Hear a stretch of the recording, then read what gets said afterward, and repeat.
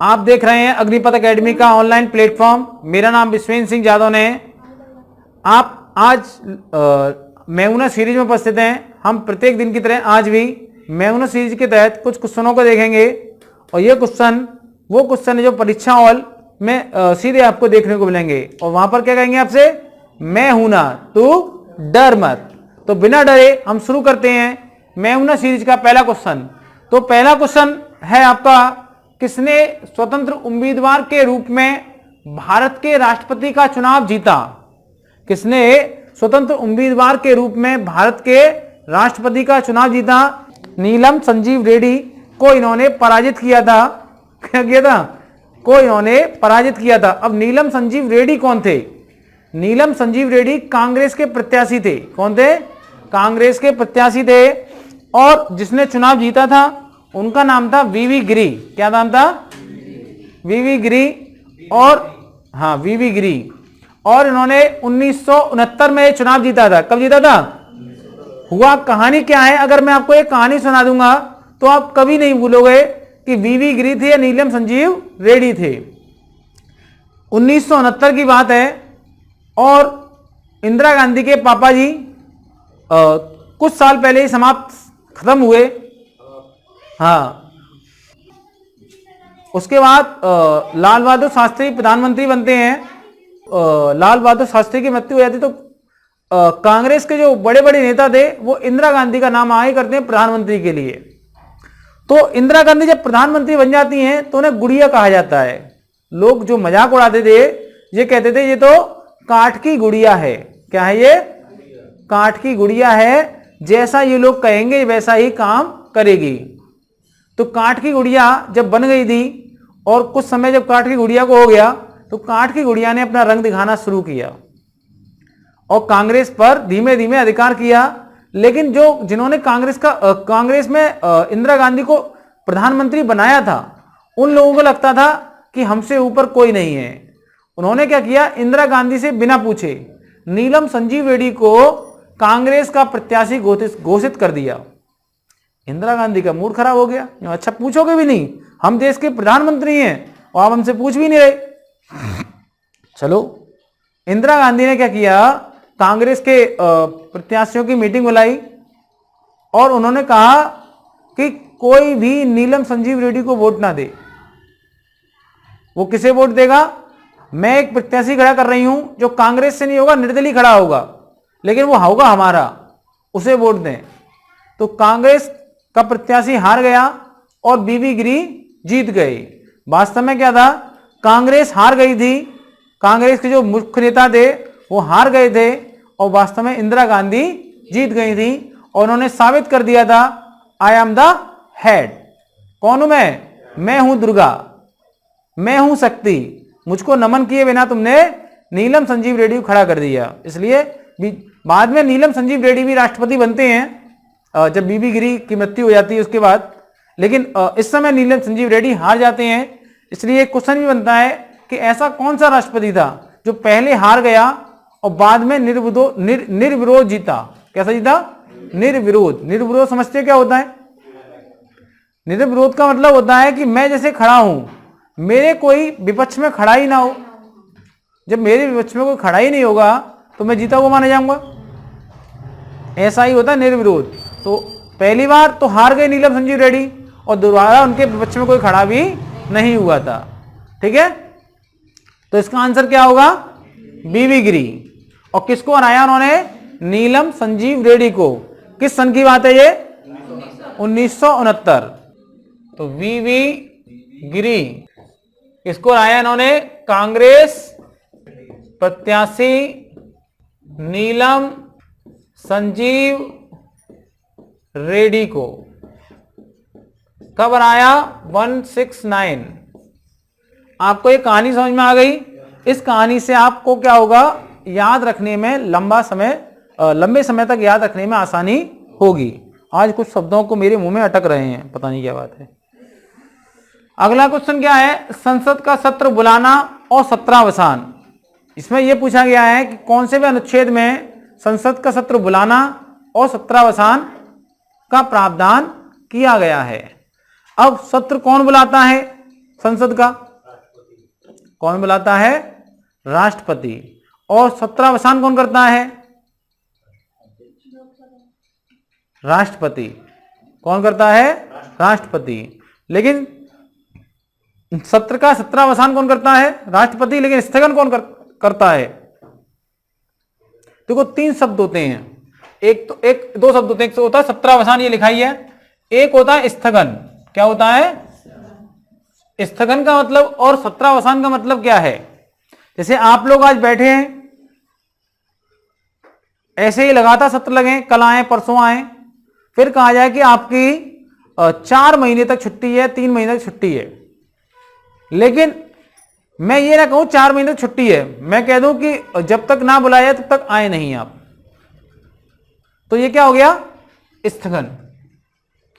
फिर घोषणा की जाए कि इतने दिन की छुट्टी है, वो क्या हो गया? सत्रावसान।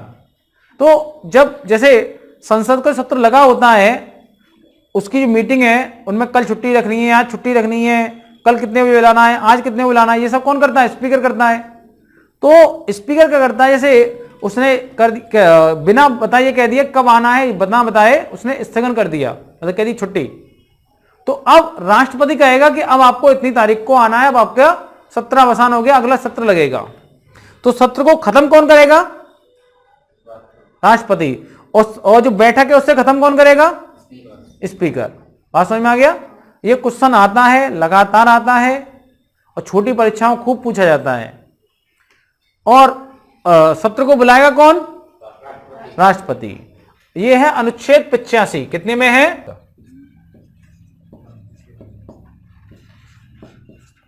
सत्र का सत्रावसान, सत्र बुलाना, ये कौन करता है? अनुच्छेद 85 के तहत राष्ट्रपति करता है। लिख लो, लिख लिया आप लोगों ने? अगला क्वेश्चन क्या है? लोकायुक्त अपना प्रतिवेदन देता है। 2 शब्द होते हैं, एक होता है लोकपाल और एक होता है लोकायुक्त। तो सबसे पहले आपसे क्वेश्चन ये बनता है कि लोकपाल और लोकायुक्त की सर्वप्रथम सिफारिश किस समिति ने की थी? यदि आप पर आता है तो आप इसका कमेंट के माध्यम से आंसर दें। दूसरा क्वेश्चन ये बनता है कि लोकपाल और लोकायुक्त शब्द को पहली बार किसने दिया? ये भी आप कमेंट करके आंसर दे सकते हैं, क्योंकि हमने पिछली क्लास में ये क्वेश्चन कराए हैं और हम आपसे उम्मीद करेंगे ये क्वेश्चन आपको आते होंगे, नहीं क्लास के अंत में आपको बताए जाएंगे। ये चेहरे से लग रहा है कि आपको नहीं आते। अब लोकायुक्त अपना प्रतिवेदन देता है। अगर आपको यह पता हो कि लोकपाल किसके लिए होता है, लोकायुक्त किसके लिए होता है, तो आपको इसमें कंफ्यूजन नहीं होगा किसको प्रतिवेदन दिया जाएगा। लोकपाल पूरे देश के लिए होता है। लोकपाल किसके लिए होता है? पूरे देश के लिए होता है। लोकायुक्त केवल एक राज्य के लिए होता है। किसके लिए होता है? राज्य के लिए होता है। अब एक बताओ, अगर पूरे देश के लिए है तो देश का मुखिया कौन? राष्ट्रपति। कौन होता है? देश का मुखिया राष्ट्रपति होता है। तो लोकपाल अगर देश के लिए तो किसे प्रतिवेदन देगा? प्रतिवेदन का मतलब रिपोर्ट देना। क्या होता है? रिपोर्ट देना। किसे देगा? और लोकायुक्त किसके लिए होता है? राज्य के लिए। राज्य का प्रमुख कौन? राज्यपाल। तो लोकायुक्त किसे देगा रिपोर्ट अपनी? राज्यपाल को। यह बात समझ में आ गई? और लोकपाल और लोकपाल और लोकायुक्त की सिफारिश करने वाला जो समिति है उसका नाम है प्रथम प्रशासनिक आयोग। इसकी स्थापना 1966 में मोरारजी देसाई की अध्यक्षता में की गई थी। प्रथम प्रशासनिक सुधार आयोग। अब बात आती है लोकपाल और लोकायुक्त जो नाम है वो किसने दिया? एक समिति थी एमएल सिंघवी समिति। इसकी स्थापना 1963 में की गई थी। इसने पहली बार लोकपाल और लोकायुक्त शब्द का प्रतिपादन किया था या नाम दिया था। आगे देखते हैं, प्रत्येक राज्य में एक राज्यपाल होगा। ये कौन से भी अनुच्छेद में बताया गया है? कौन बताएगा? अनुच्छेद 153 में। क्या बताया गया है? अनुच्छेद 153 में बताया गया है कि प्रत्येक राज्य का एक राज्यपाल होगा। लेकिन वर्तमान में स्थिति चेंज है। वर्तमान में ये इसमें क्या लिखा हुआ है कि एक राज्यपाल को एक या एक से अधिक या कुछ यूटी का राज्यपाल बनाया जा सकता है। जैसे एक व्यक्ति है ए नाम का, ठीक है, एक व्यक्ति क्या है, ए नाम का है, वो क्या है, दिख रहा है, इसमें क्या है, यूपी का ये राज्यपाल है, क्या है। अब इसको हम चाहें तो एमपी का भी राज्यपाल बना सकते हैं और चाहें तो हम चंडीगढ़ का भी राज्यपाल इसे बना सकते हैं। समझ में आ गई बात? क्यों? एक राज्य का एक राज्यपाल होगा, इसमें यह प्रावधान कर दिया गया है कि किसी व्यक्ति को एक या एक से अधिक राज्यों का राज्यपाल बनाया सकता है और उसको यूटी का भी राज्यपाल साथ में बनाया जा सकता है। अब यह प्रावधान किया कब गया? कौन से वे संविधान संशोधन द्वारा यह प्रावधान किया गया? किसी को शायद नहीं पता, अगर पता हो तो आप कमेंट कर सकते हैं। यह था 7वां संविधान संशोधन 1956। 7वां संविधान संशोधन 1956 किसकी सिफारिश लागू करने के लिए किया गया था? यह मैंने राज्य कैसे बने यह आपको समझाया था उसमें। अगर आपको आता है, पॉलिटिशियन ने बताया था, तो आप मुझे बताएं कि 7वां संविधान संशोधन 1956 किस आयोग की सिफारिश को लागू करने के लिए पारित किया गया था। तब तक हम इसका आंसर देखते हैं और आप उसका कमेंट करें। 7वां संविधान संशोधन 1956 जो पारित किया गया, उसमें लिखा गया एक राज्यपाल को एक या एक से अधिक राज्यों का, एक व्यक्ति को एक या एक से अधिक राज्यों का राज्यपाल बनाया जा सकता है। तो लिख लो आप, एक व्यक्ति को एक या एक से अधिक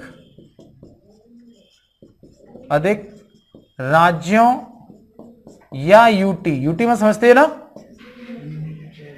हाँ, संघ शासित क्षेत्र का राज्यपाल बनाया जा सकता है। हमने आपसे एक क्वेश्चन पूछा था, आपसे एक क्वेश्चन पूछा कि 7वां संविधान संशोधन अधिनियम किस आयोग की सिफारिश को लागू करने के लिए पारित किया गया था? उस आयोग का नाम था राज्य पुनर्गठन आयोग या फजल अली आयोग। सुना है कभी नाम? राज्य पुनर्गठन आयोग या फजल अली आयोग। उसी के माध्यम से वर्तमान राज्यों का स्वरूप सामने आया, यह हमने आपको बताया था। इसके अलावा आप मुझे यह बताइए कमेंट करके, मौलिक कर्तव्यों को किस समिति की सिफारिश पर संविधान में जोड़ा गया? और यह बताइए कि 42वां संविधान संशोधन अधिनियम के द्वारा प्रस्तावना में कौन कौन से 3 शब्द जोड़े गए थे? अगला क्वेश्चन देखते हैं। 73वां संविधान संशोधन किन राज्यों के संपूर्ण क्षेत्र में लागू नहीं होता? सबसे पहले आप यह बताइए कि 73वां संविधान संशोधन अधिनियम किससे संबंधित है?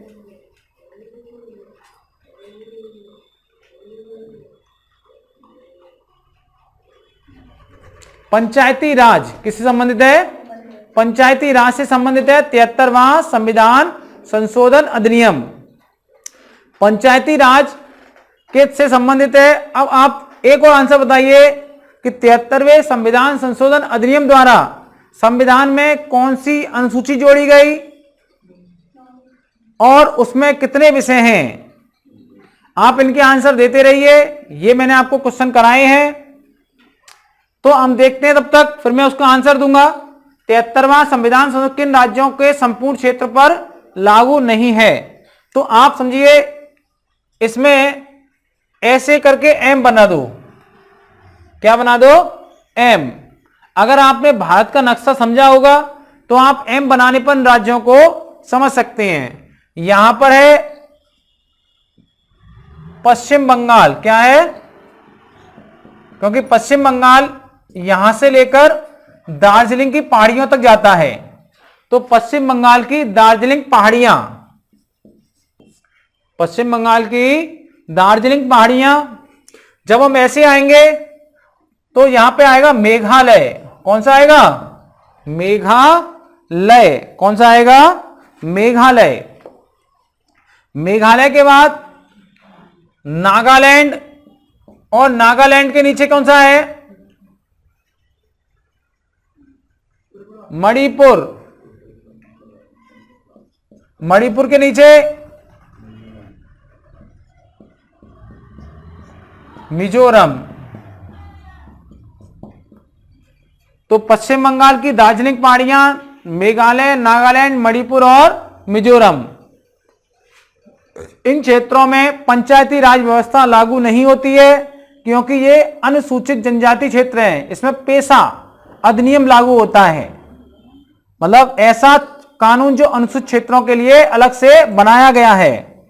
कोई दिक्कत इस चीज में? तो मैंने आपसे इससे पूछा था कि 73वें संविधान संशोधन अधिनियम में के तहत कौन सी अनुसूची जोड़ी गई थी? वो थी 11वीं अनुसूची, और 11वीं अनुसूची विषय थे 29, 9, 2, 11 पंचायती राज व्यवस्था। कौन सा भाग जोड़ा गया? भाग 9। कौन सा भाग जोड़ा गया? भाग 9। समझ में आ गई बात? अगला है इंटीग्रेशन ऑफ इंडिया स्टेट के लेखक कौन थे? इनका नाम था वीपी मेनन। क्या नाम था इनका? वीपी मेनन। वीपी मेनन। अगला है 52वां सीए 1985, मतलब 52वें संविधान संशोधन अधिनियम 1985 के द्वारा क्या प्रावधान जोड़ा गया? मैंने बताया था कि 10 बहाने करके ले गया दिल, और फिर किया उसने दल बदल। क्या किया उसने? तो 10वीं अनुसूची, और इसमें क्या है? दल बदल कानून। कौन सा है ये? 10वीं अनुसूची और दल बदल कानून है इसमें। क्या है इसमें? दल बदल कानून है। यही वो संविधान संशोधन है, अधिनियम, जिसमें पहली बार भारतीय संविधान में राजनीतिक दल शब्द का प्रयोग किया गया। इससे पहले भारतीय संविधान में राजनीतिक दल शब्द का प्रयोग कहीं किया ही नहीं गया था। तो ये क्वेश्चन बहुत ही इंपॉर्टेंट है और बहुत ही कम किताबों में, बहुत ही कम क्लासों में बताया जाता है, तो आप इसको भी नोट कर सकते हैं। इसमें पहली बार राजनीतिक दल शब्द का प्रयोग किया गया। किसकी बात हो रही है? संविधान की। संशोधन कहां होंगे? संविधान में। खो ना जाना। क्या करना है ना? खो ना जाना। अब 52वें संविधान संशोधन अधिनियम 1985 के द्वारा कितने सदस्य यदि किसी पार्टी को छोड़ देते हैं तो उसे दल बदल नहीं माना जाएगा, अर्थात उसकी सदस्य की संस्था निरस्त नहीं होगी। एक आपको यह बताना है, और एक आपको यह बताना है कि 91वें संविधान संशोधन अधिनियम द्वारा, 91वें संविधान संशोधन अधिनियम द्वारा जो 52वें संविधान संशोधन 1985 में दल बदल कानून बनाया गया था, उसमें क्या परिवर्तन किया गया, दोनों आपको बताने में, दोनों ही आपको पहले पढ़ाए हैं। अगला है राजनीतिक दलों को मान्यता कौन देता है? राजनीतिक दलों को मान्यता निर्वाचन आयोग। कौन देता है? निर्वाचन आयोग। और यह किस कानून के तहत देता है? लोक प्रतिनिधित्व अधिनियम 1951। किसके तहत देता है ये? लोक प्रतिनिधित्व अधिनियम 1951। लोक प्रतिनिधित्व अधिनियम 1951, ठीक है। इसके तहत देता है, यदि आपसे पूछ लिया जाए वर्तमान में कितने दल भारत में राष्ट्रीय दल का दर्जा प्राप्त कर चुके हैं, तो इनकी संख्या है 8। कैसा कि वर्तमान में राष्ट्रीय दलों की संख्या कितनी है? 8। अगर आप ये लिखना चाहें लिख सकते हैं, वर्तमान में राष्ट्रीय दलों की संख्या 8 है। कितनी है? 8। अगला है कांग्रेस के संबंध में कौन कौन से कथन किस किस ने कहे। पहला कथन है कांग्रेस हिंदुओं की सभा है। क्या है? कांग्रेस हिंदुओं की सभा है। यह कहा था जॉन साइमन ने। Sir John Simon. किसने कही थी बात? सर जॉन साइमन ने। कांग्रेस एक जाति की संस्था है, यह किसने कहा था? यह कहा था विंस्टन चर्चिल ने। किसने कहा था? विंस्टन चर्चिल ने। कांग्रेस वकीलों का स्वर्ग है, यह किसने कहा था? यह कहा था जेनिंग्स ने। किसने कहा था? जेनिंग्स ने। और कांग्रेस ही संविधान सभा है और संविधान सभा ही कांग्रेस है, यह कहा था ग्रैनविल ऑस्टिन ने। किसने कहा था? ग्रैनविल ऑस्टिन ने। ये किसने कहा था? ग्रैनविल ऑस्टिन ने। अगला है राष्ट्रपति की वीटो शक्ति किसमें दी गई है? अनुच्छेद 111। किसमें? यह है जिसको एक पुरस्कार मिला है RRR, ऐसे 111। क्या है ये? 111, वैसे ही RRR। तो हम एक बार रिवीजन करते हैं, फटाफट रिवीजन। किसने स्वतंत्र उम्मीदवार के रूप में भारत के राष्ट्रपति का चुनाव जीता? वीवी गिरी ने जीता 1969 में कांग्रेस के प्रत्याशी नीलम संजीव रेड्डी को पराजित करके। संसद का सत्र बुलाना और 17वां अनुच्छेद 85 में दिया गया है। लोकायुक्त अपना प्रतिवेदन देता है राज्यपाल को। प्रत्येक राज्य में एक राज्यपाल होगा, अनुच्छेद 153 में कहा गया है। लेकिन 7वें संविधान संशोधन अधिनियम 1956 द्वारा प्रावधान किया, एक व्यक्ति को एक से अधिक राज्यों का राज्यपाल बनाया सकता है। 73वां संविधान संशोधन किन राज्यों में संपूर्ण क्षेत्र में लागू नहीं होता? पश्चिम बंगाल के दार्जिलिंग में, मेघालय, नागालैंड, मणिपुर और मिजोरम में। इंटीग्रेशन ऑफ इंडियन स्टेट के लेखक बीपी मेनन है। 52वां संविधान संशोधन 1985 10वीं अनुसूची है, दल बदल कानून से संबंधित है। 10वीं अनुसूची से दल बदल कानून से संबंधित है। इसमें पहली बार राजनीतिक दल शब्द का प्रयोग किया गया। राजनीतिक दलों को मान्यता कौन देता है? निर्वाचन आयोग देता है। लोक प्रतिनिधित्व अधिनियम 1951 के तहत भारत में वर्तमान में राष्ट्रीय दलों की संख्या 8 है।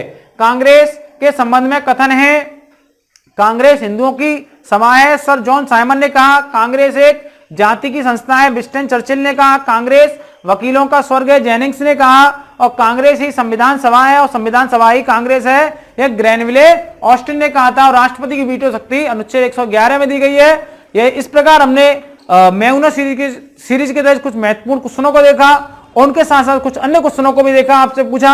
आप लगातार कमेंट करके उनके आंसर देते रहें। हमारा ये वीडियो शाम को 8 बजे आएगा। तब तक के लिए आपसे हम विदा लेते हैं। गुड बाय, वंदे मातरम, जय हिंद, जय भारत।